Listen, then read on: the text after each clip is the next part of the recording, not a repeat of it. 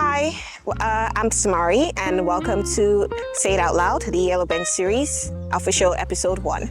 Let's get into it.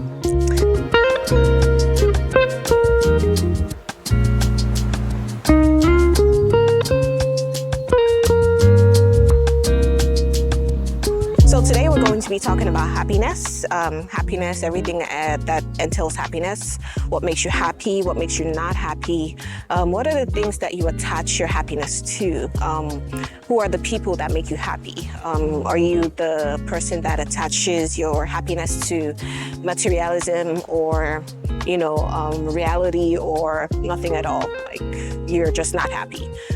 So let's get into it, let's talk about it. Let's go. As usual, we are at the Virginia Fairview Banks Nature Park, and today we're going to be talking about happiness. What is happiness to you? How do you define happiness? How do you make use of that emotion? Because it is an emotion, and it's something that it's within your control. Happiness is a very broad emotion. It stems from different things. You can be happy about different things. Different things make different people happy. So what we're talking about today is how you attach your happiness to these different things. What are the things that you attach your happiness to? Are you happy because you just got a new job? Are you happy because that car you've been wanting, you finally were able to save up to get it, or you were gifted the car? Or are you happy because you passed your final exams? Are you happy because you're just living, like you wake up in the morning and you're happy because you're awake? What is your reason for happiness? First, I would like to say that there is no reason that is more correct, I would use that word, than the other. Like everybody's reason for being happy is valid, regardless of what is making you happy. But what I would like to say is this.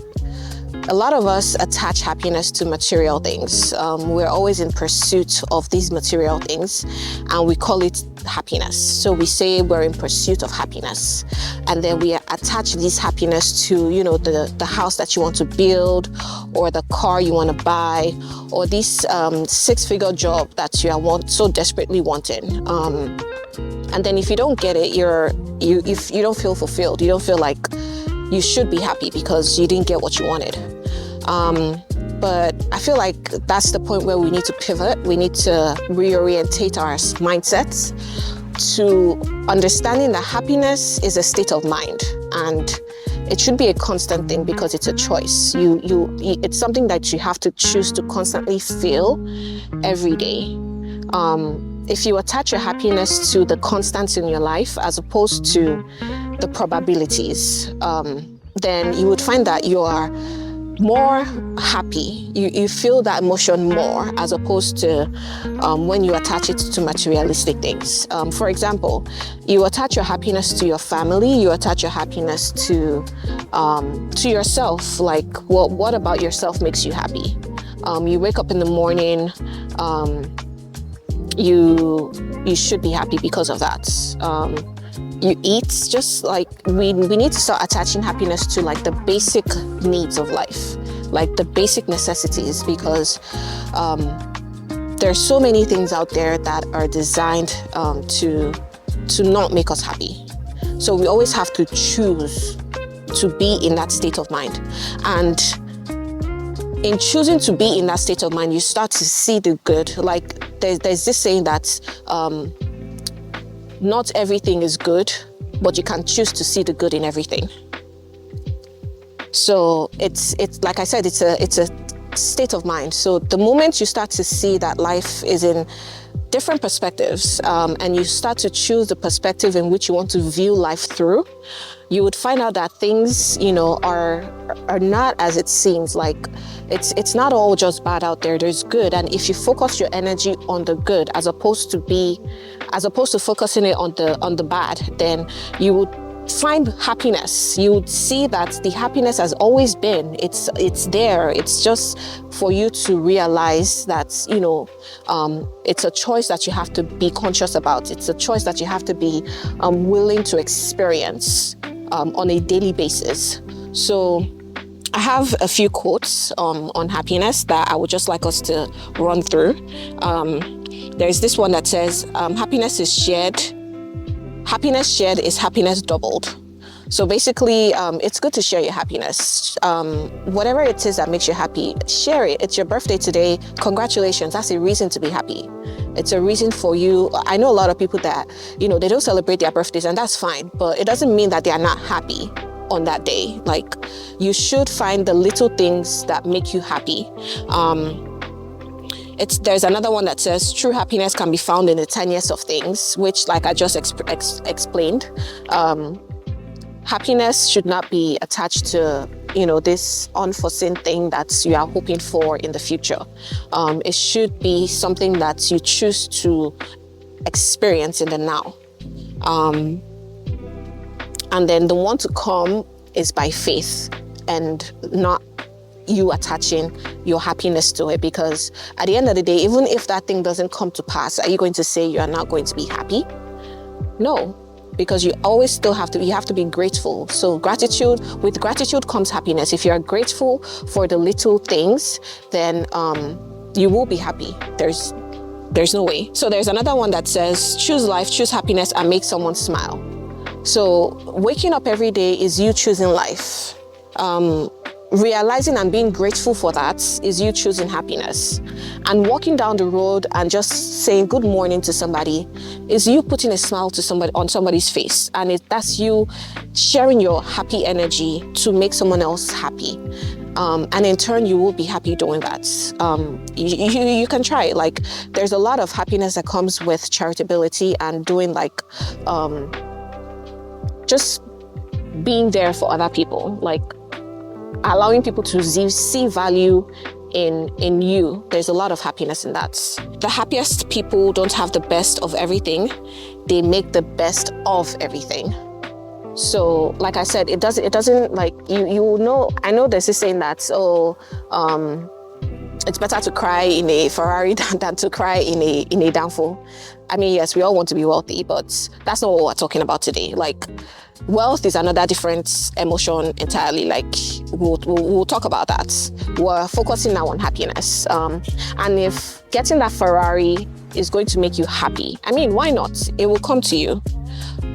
But what I'm saying ultimately is, at the end of the day, you can still get the Ferrari and not be happy.